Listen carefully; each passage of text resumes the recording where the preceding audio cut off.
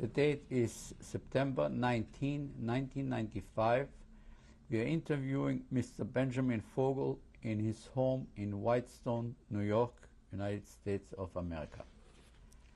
Mr. Fogel, you told us that you stayed in Skaržisko from approximately the summer of 1942 till August 1944, or July or August 1944. Correct. Can you describe a little bit more about Skaržisko? What were the means of washing yourself, of a laboratory? Describe it in detail, please. Well, the sanitary condition, we tried the best we could to keep ourselves clean, whenever it was possible. The laboratory was outside, of course, and this is the camp. And the showers, we had to go to the factory where we worked. Lucky for me that where I worked, the shower was just across where I worked. I was able to keep myself fairly clean. And it was very difficult to keep clean for others. It's just, especially in our department. Our department was the worst department, the hardest work. People, if they were punished, they were brought into our department. It was a filthy job. It was a dangerous job. We worked with, people worked with steel, red hot steel, without protection. Without protection. While I remember, I want to add, when I arrived in Skaržisko,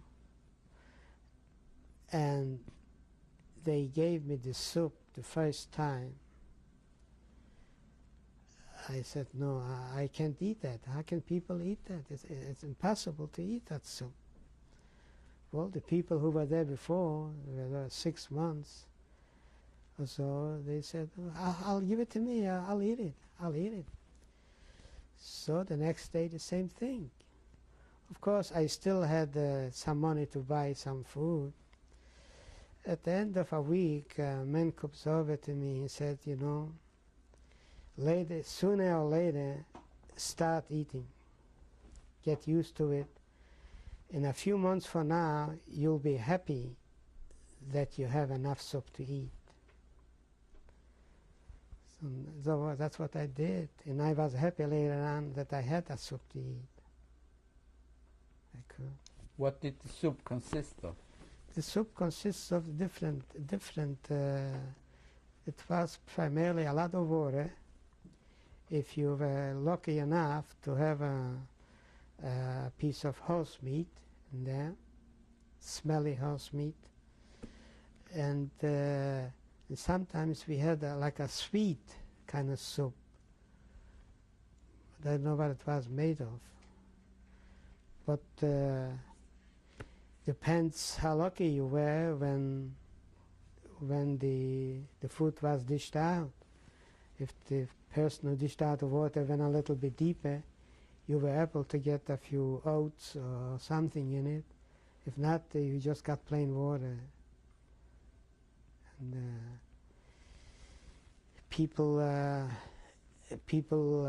our factory was in the woods, like, so people were eating. Birds had a nest. The nest fell down. Birds fell down from the nest, and they cooked it and they ate it. I couldn't do it, but some people did it. Some people did it. You said your work was very filthy and hard. Yeah. Can you describe it step by step, what you had to do on a normal working day? There was people who worked in transport. The trains the train came right in to the place where I worked. The people unloaded the rails of steel, big long rails of steel, different sizes, big sizes, small sizes. Now, this was unloaded near me. There was a man, another man, who was working with a crane. He put the steel bars on like a platform. A man was marking. He gave a mark, this, where I should make, I had to make a cut. I had to make about a 1/4 inch cut in each steel. So he marked it where I should make the cut. And after he marked it, I went with a torch, with a welding torch, and made cut. Kept cutting it. Now, if the man, the marker, made a mistake with a 1/16 of an inch, and I burned it like this. On the other end, a German was standing there, and at random, he took a piece, he put it on a scale, and he weighed it. If it didn't weigh the right weight, we were called in. Whose fault is it? Is it my fault, or is it the marker's fault? Well, it was hard to tell. I didn't know.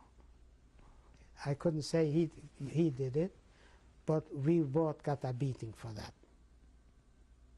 So we had to be very careful to be the exact mark, especially when I worked at night and the lights weren't as sharp as during the day, and if the marker made a mistake and I did it, we had a lot of beatings because of that. Now, when when I finished with mine burning those bars, a man was sitting on a machine and pulling that bar into the machine. And the machine, there were two like blades under pressure, and they broke the steel, the rail, in pieces. A man was standing there and loading it on carts. It was on like a little railroad, and pushing the carts into the department where the furnaces was, very hot, high furnaces. And there was a man standing there and put the raw material into the furnace to get heated. They were red hot. They were put with pliers, like heavy pliers, without protection for the hand, no gloves. It was red hot. And they put it on a machine, where the machine like pushed out a hole in that shell.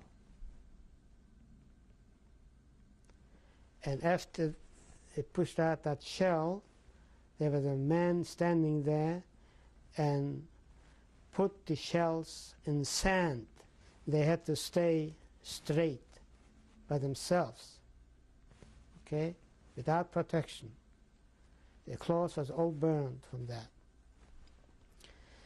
If he made a mistake, if one shell fell, it's like a domino. The whole thing fell. And then the man, of course, got a beating for that. And he had to work twice as hard to put back all the other shells. So this was my department.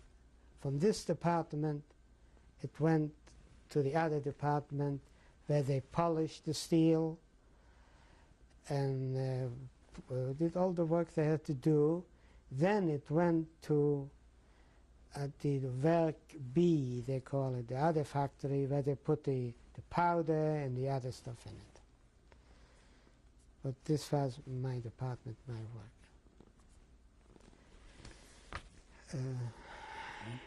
And what happened after in August or July of 1944? Now, as the situation in camp became worse and worse, as people were just starving, discouraged, the war was going on, and we didn't see any end. We gave up. The front came closer. The Russian front came closer. They started to evacuate the factory. So we had to disassemble the machinery. They want to take the machineries out. And this was going on for a few weeks to disassemble all the parts. And they started to send out from camp. Different departments went to different camp. From our camp, mostly went to Częstochowa. This is the people who did the light work. They worked on light shells. We went to Buchenwald. Our department went to Buchenwald. How were you transported to Buchenwald? In Buchenwald, we were loaded on trains, on cattle trains, without any food, without anything, without any water. And we were very crowded. I don't know exactly how many people, but we were very crowded. Can you estimate the number of people? In the train? Each cattle car? Each cattle car. I would be wrong to estimate because I don't know exactly. It was very crowded. Could you sit down?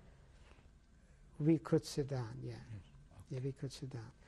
And it was a little window for air. And we were traveling a few days to, we didn't know where we're going. We weren't told where we're going. We arrived in Buchenwald,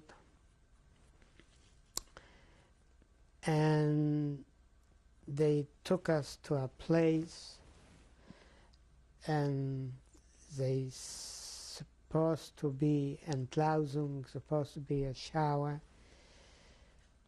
We got worried about it. When we arrived and we saw the sign Buchenwald, we had rumors about Buchenwald, what goes on in Buchenwald. We were unloaded and we were standing there. We were thirsty. We just You had no water in those 3 days? We had no water at all. We had no water. And we see people going in and nobody's coming out. It started a hysteria there. What's going on? Maybe it's true what they're saying. Maybe my friend in Skalisko, he told me the truth.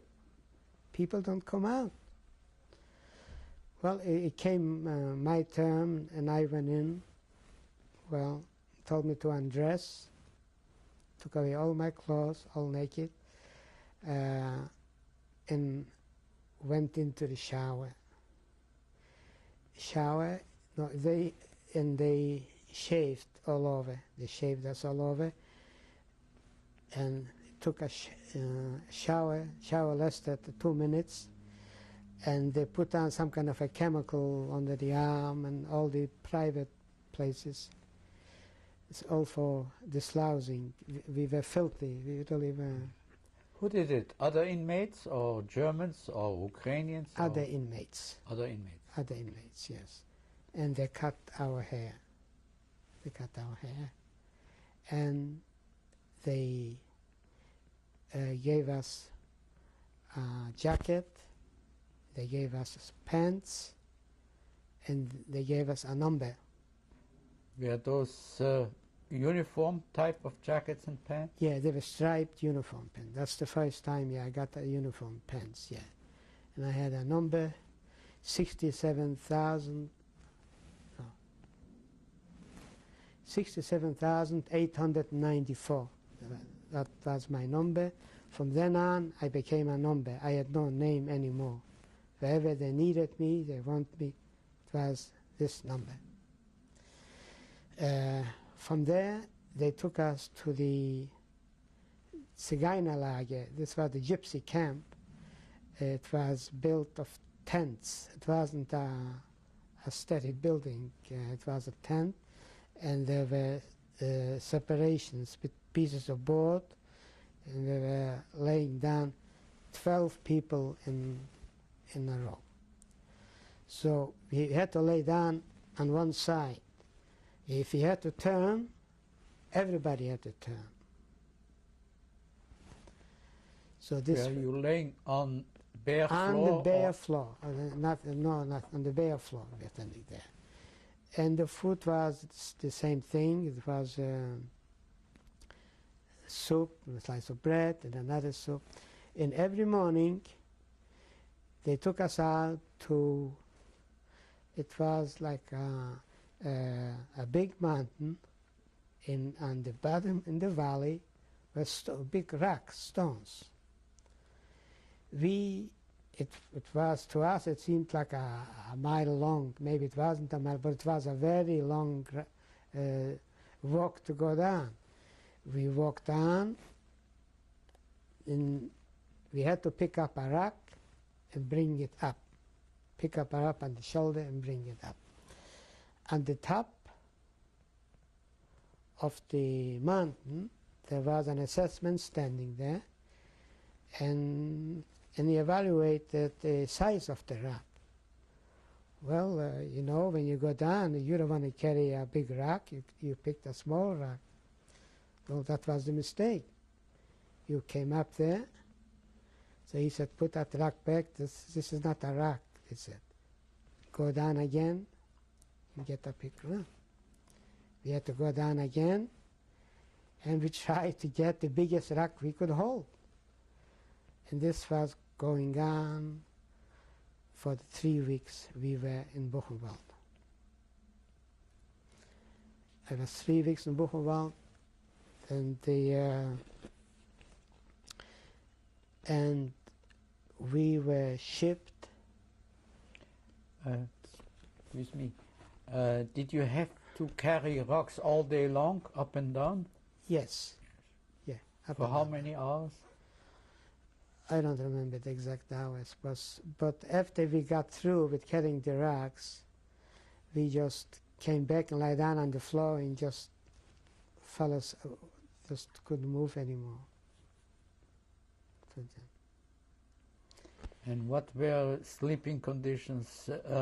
You said 12 in a row, and you had to... Right, very crowded, and we just couldn't... And when we were there, they brought a transport from Holland, Jews, and also put in the same positions, and it was terrible to watch them. They didn't go to the bathhouse yet. They still had their clothes on, and I said, "Wow, I feel sorry for them."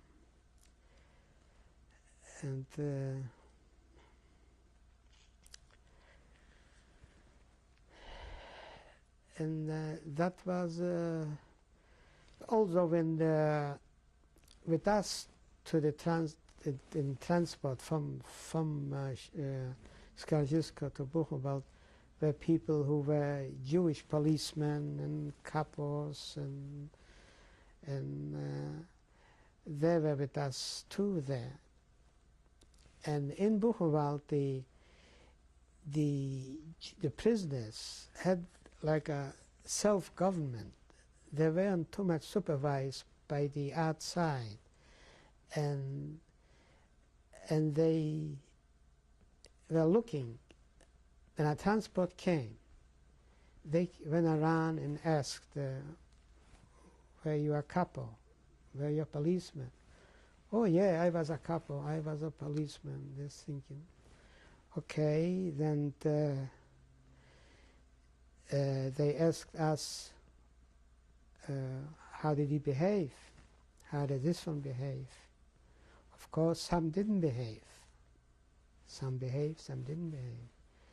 They took them away, and we never heard of them. They disappeared. I don't know what happened to them.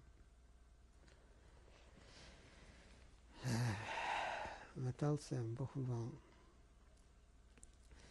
As I said, we were a short time in Buchenwald, really, only about 3 weeks.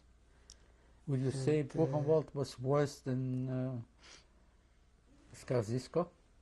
For me, Buchenwald was not worse than Skaržisko. To me, Skaržisko was hell. Skaržisko, in Buchenwald, I didn't see dead bodies because I wasn't long enough there.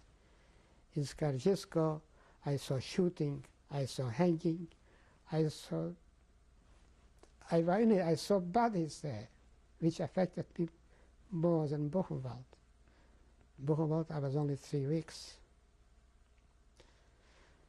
You never had to take care of the bodies in any way or shape? No. See, even in Skaržisko, my outlook on life was that try not to show yourself too much around in camp. When I had day shift, I went to sleep as much as I could because there's too much noise in the barrack, but resting. Now, the other people, to them it was important if they can organize some food, if they can get some food, if they can do something. And they were the ones, mostly they were caught doing their thing because they just grab people and say, you're going to bury those people, you're going to bury them. So I try to keep a low profile and try to avoid those things. We were supposed to be on the roll-up hill before we go at 6:30. I was ready at 6 o'clock in order I shouldn't get a beating. So I avoided, I tried to save my energy rather than to go around and use my energy in case I'm going to find food. That's what I did. And what happened after Buchenwald? In Buchenwald, they loaded us up on train, or was it trucks, I don't remember, and they took us to Schlieben. Schlieben is near Leipzig. Schlieben was a small camp. As a matter of fact, it just started as a camp by there were French women were there, and they were Italians, prisoners of war, Italians. They did not wear uniforms like we do. They wore the Italian uniforms. When we got there, the camp wasn't ready for us. The camp wasn't prepared. The kitchen wasn't big enough. We were a few hundred people. And we didn't get food for a few days. The head of the camp, an assessment, he was from the older generation. He was in World War II. He said, at the roll call, he had a speech for us that in the First World War, he was a prisoner of war. And he said he was hungry too. What helped him, he said, we were singing. So I want you to learn those songs, and marching to work, we're going to sing. So he taught us that song, and we every morning going and coming, we had to sing. Now, the factory was located in a forest. And over there we produced Panzerfaust. This is a weapon against tanks. And I was assigned in the beginning to a machine that the department was called the Fräserei department. We used it was like a pear shape made out of metal, the weapon, filled with powder. And I had to drill a hole in the powder with a machine. And the powder made the whole face yellow. Before we came, there were German girls, people working there, and they worked with masks. We had no mask. That's why we were working on it. I was working for a while there, and I was assigned to an outside job by transporting boxes with those weapons from one hole to the other for different things they had to do on it. Yeah. This was work at night also. Work at night. It was cold, very cold. There were steam pipes going through from one hole to the other to keep the boilers going. And I sneaked out and I tried to warm up a little at the pipe. I was caught by a German. He took me into the office, told me to let my pants down, lie down on a bench, and he gave me 25 lashes. I got up, I couldn't stand on my feet.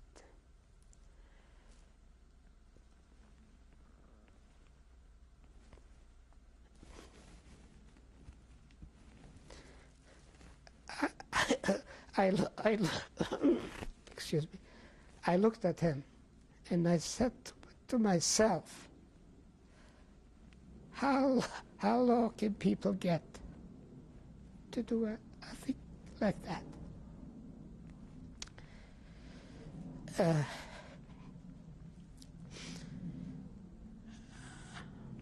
I went back to work. One day,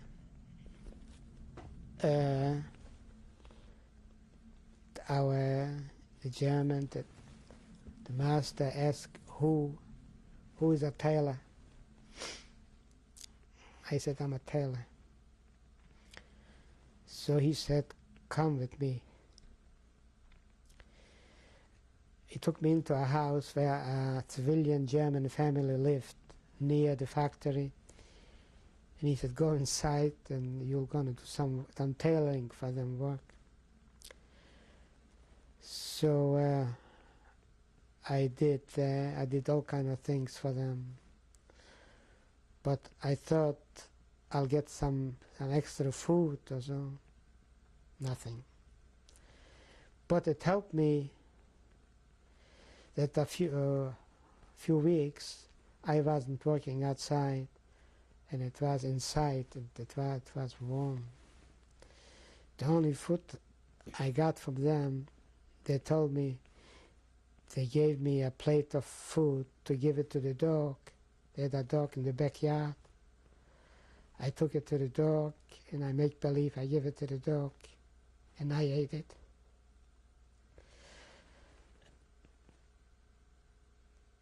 And after this, I went back to my regular job.